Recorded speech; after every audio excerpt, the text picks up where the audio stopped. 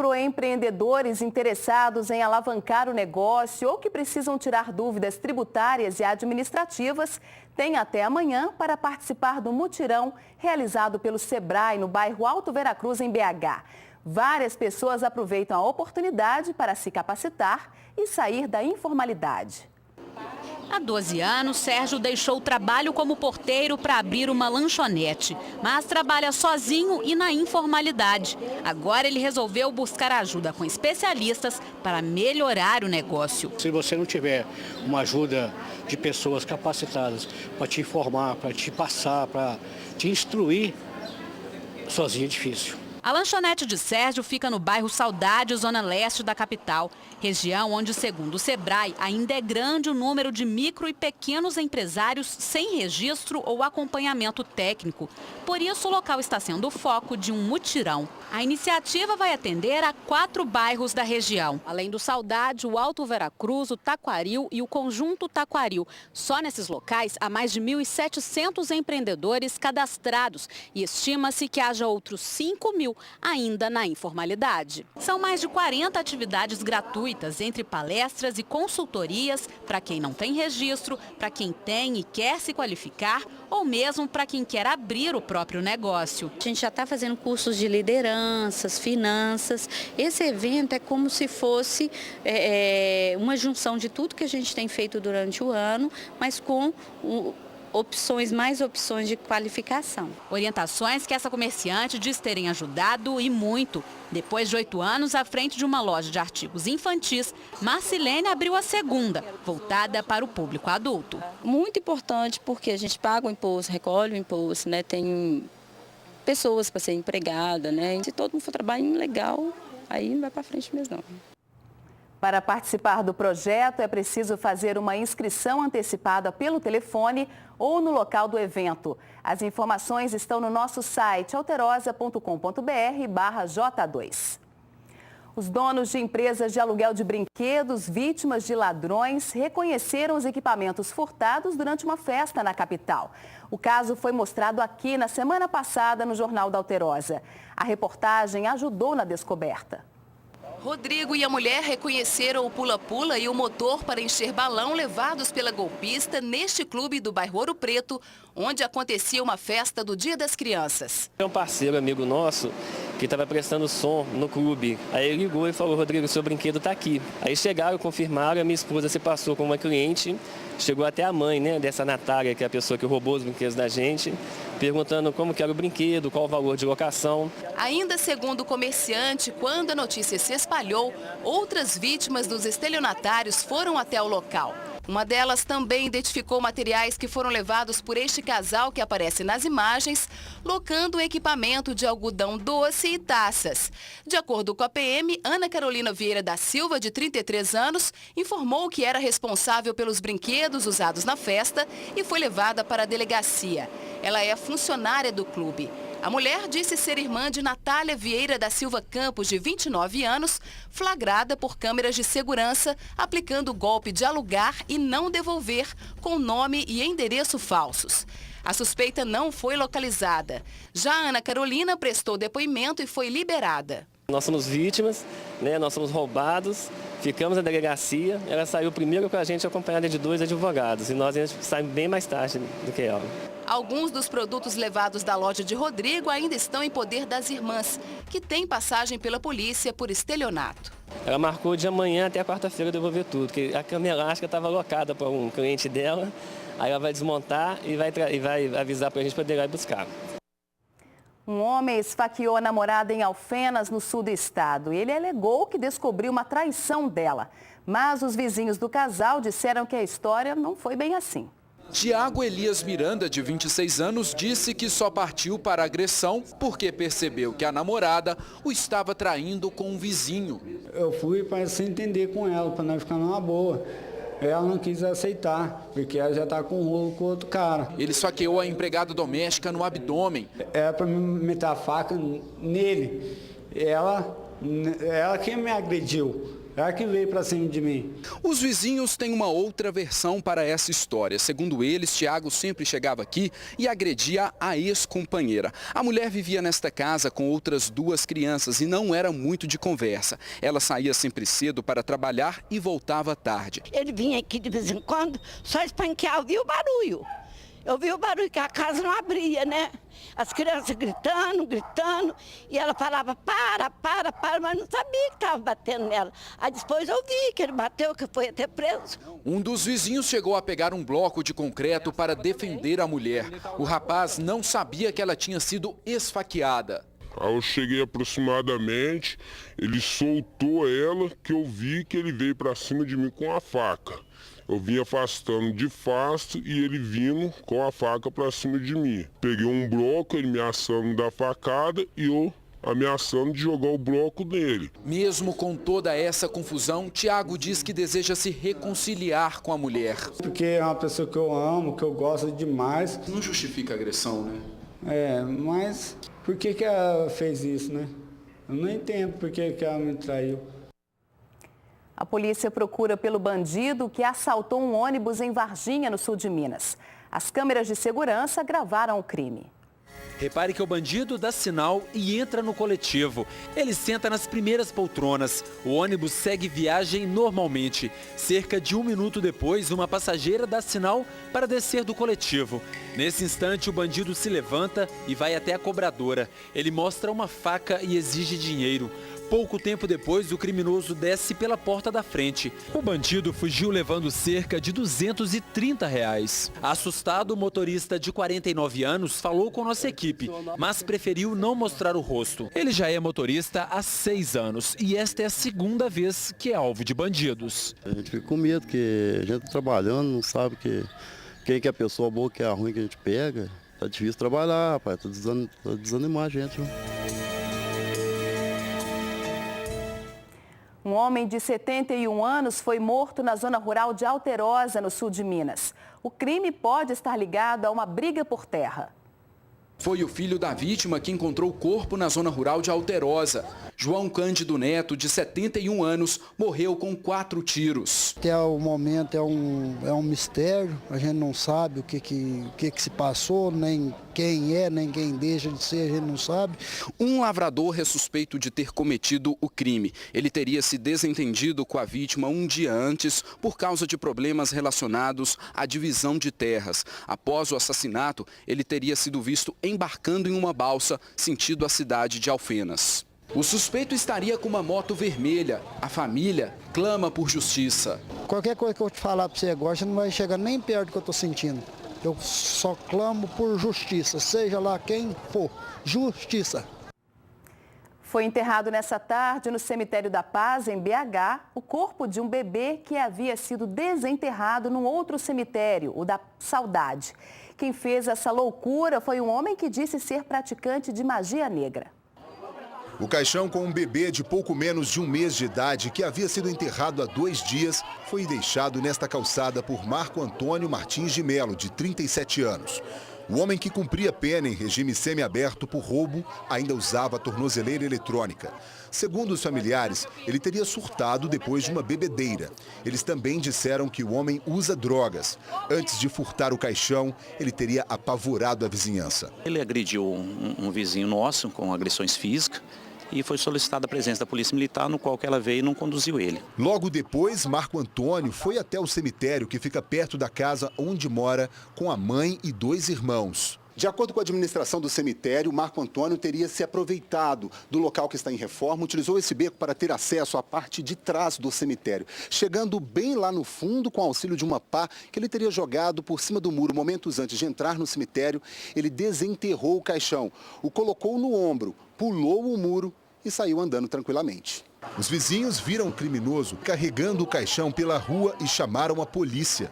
Ao ser abordado, disse que a criança era dele e que queria enterrar no quintal de casa. Marco Antônio foi detido e levado para o hospital Raul Soares para ser medicado.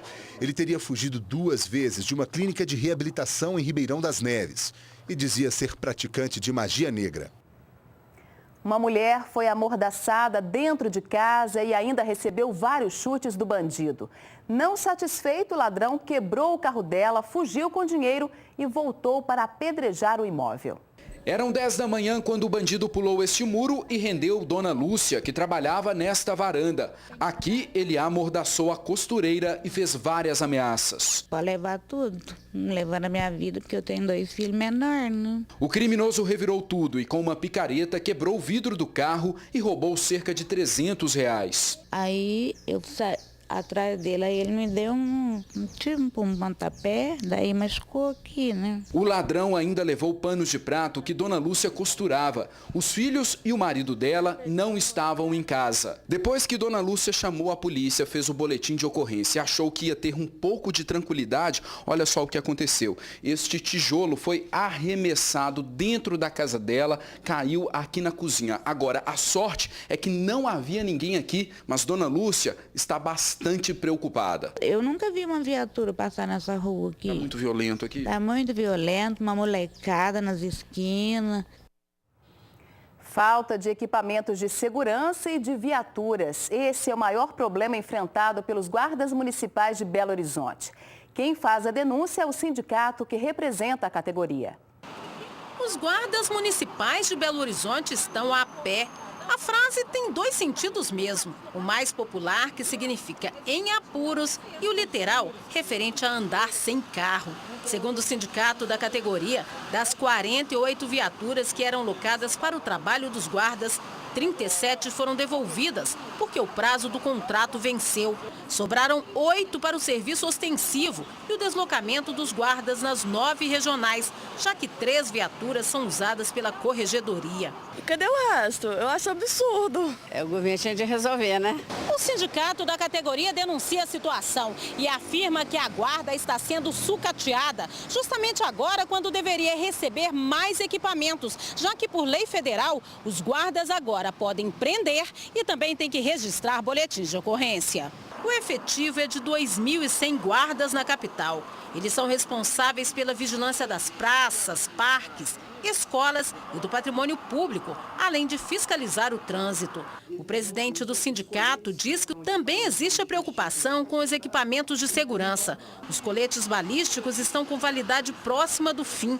Os guardas continuam sem armas, apesar da legislação autorizar o uso delas. E as taser, aquelas que emitem choque, estão sem manutenção. Nós conseguimos um número de 200 tasers para 2.100 servidores da guarda. E hoje, por falta de manutenção, metade dessas tasers já não estão em funcionamento. Então a gente precisa de uma resposta, o porquê desse sucateamento, né? O porquê de tanta ingerência no campo operacional.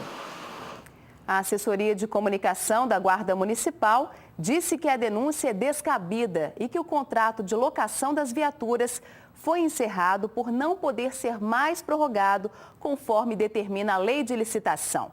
Informou ainda que medidas já foram adotadas e que uma nova licitação está em andamento.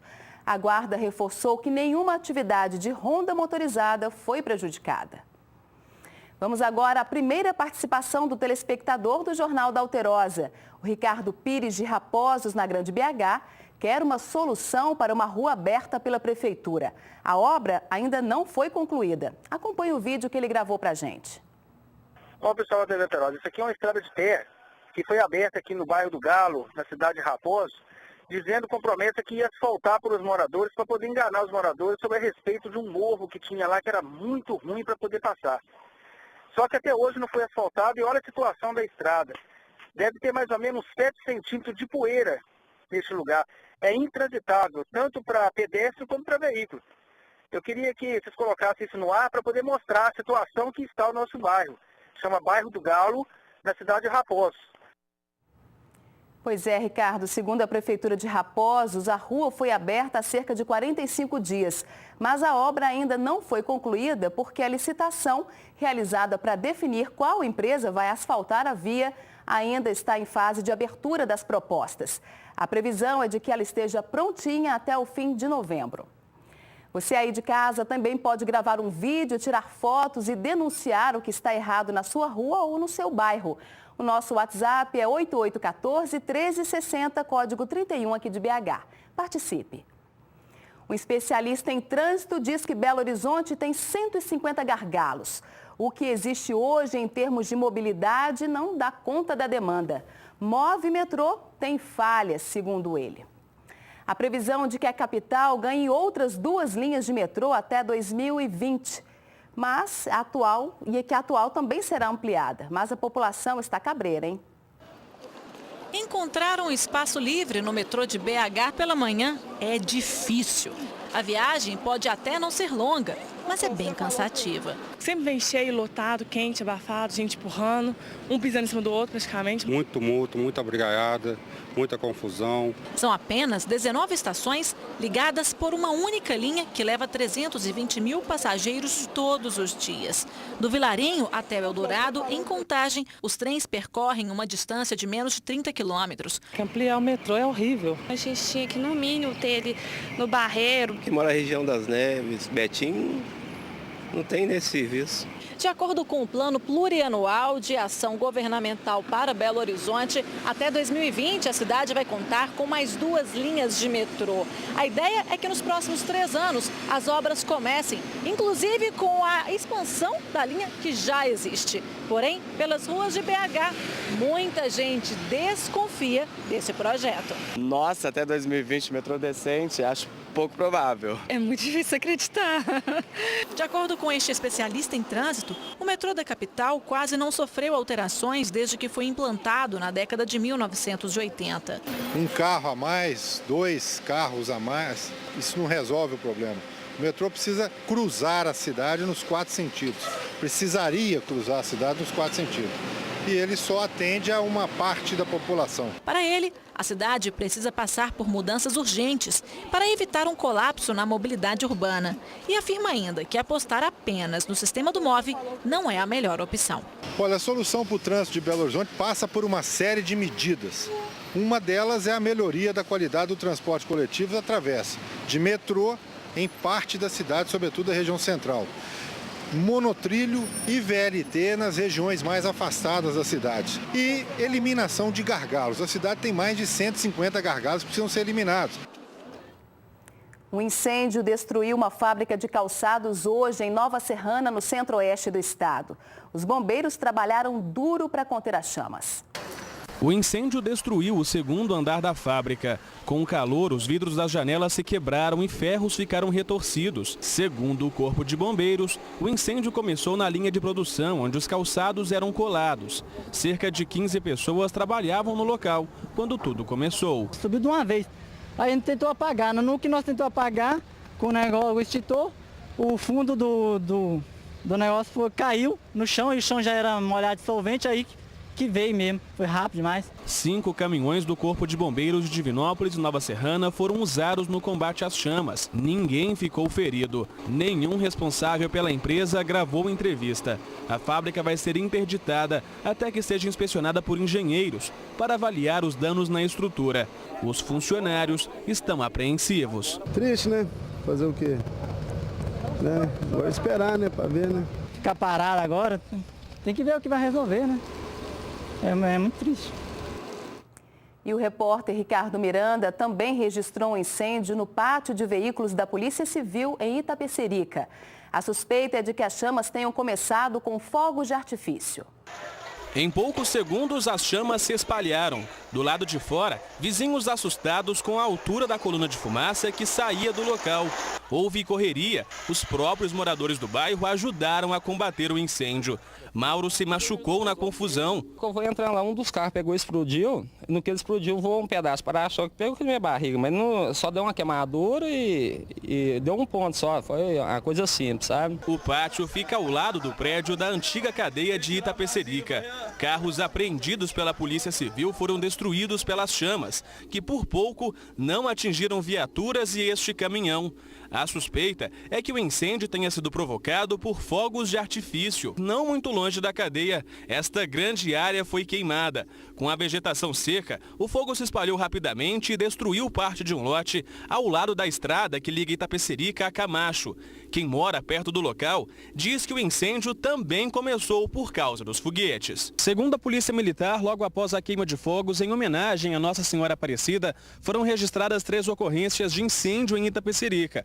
O Corpo de Bombeiros chegou a ser acionado, mas a unidade que atende a cidade fica em Divinópolis, a 50 quilômetros de distância. Quando as viaturas chegaram, boa parte dos focos já tinha sido controlada pelos próprios moradores. Neste outro lote vago que fica no bairro Alto do Rosário, um caminhão-pipa de uma empresa de grafite foi usado no combate ao fogo. Moradores se uniram para apagar os focos que não paravam de aparecer. A Polícia Militar registrou um boletim de ocorrência e alerta para o risco de incêndios nesta época do ano. Tem que estar evitando estar soltando fogos, né?